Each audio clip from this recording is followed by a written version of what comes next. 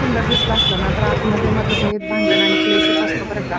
तर असंच आहे, जर तुम्ही थोरला असाल आणि तुम्ही धाकटे पुत्र तुमच्याकडे असतील शाळेसाठी अथवा कशासाठी जॉबसाठी, तुम्ही अगदी आपल्या भावालाही एवढं करत नाही तेवढं आपण तेवढं दिरांना करतो जपतो का की बाबा त्यांनी म्हणू नये सासूबाईंना की बाबा वहिनीनं मला हे नाही दिलं ते नाही दिलं.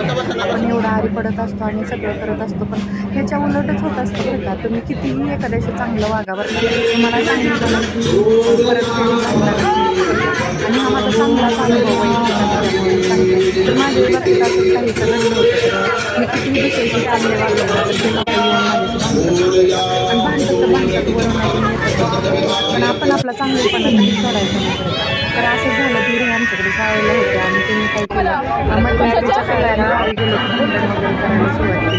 मग ह्यामुळे मतभेद हे सगळे वाढतच होते आणि घरी यायचं म्हटलं की मला त्यांनी ते गणपतीला आले होते तर त्यांनी कॉल वगैरे काय केला नाही, डायरेक्टली चालू होते.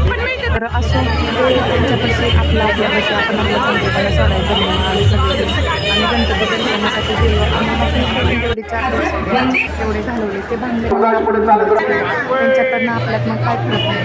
पण एवढंच खरं की जी व्यक्ती भांडते ना ती मनातून कधीच ती जागा परत मिळू शकते ती मात्र खरं आहे.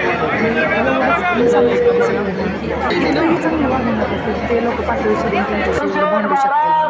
एवढंही समोरच्याला कधीही एवढं तुम्ही हे करू नका. तर असंच आम्ही गर्दीमध्ये गेलो होतो गणपती बाप्पा आणि दगडूशेठचं दर्शन घेण्यासाठी. तर असंच असतं वरून फोटो काढणारे एकत्र फॅमिली ही आतून सगळ्यांच्या मनामध्ये क्लेश असतो किंवा काय असतं हे आतून असतंच म्हणा.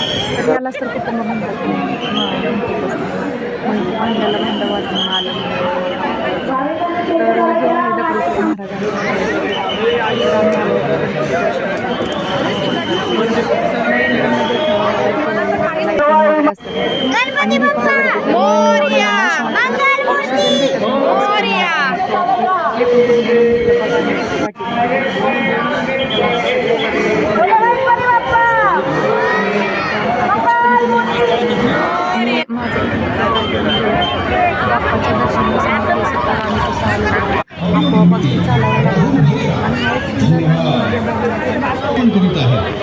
अध्यक्ष सुरेश जैन आणि हे आमचे नैसर्गिक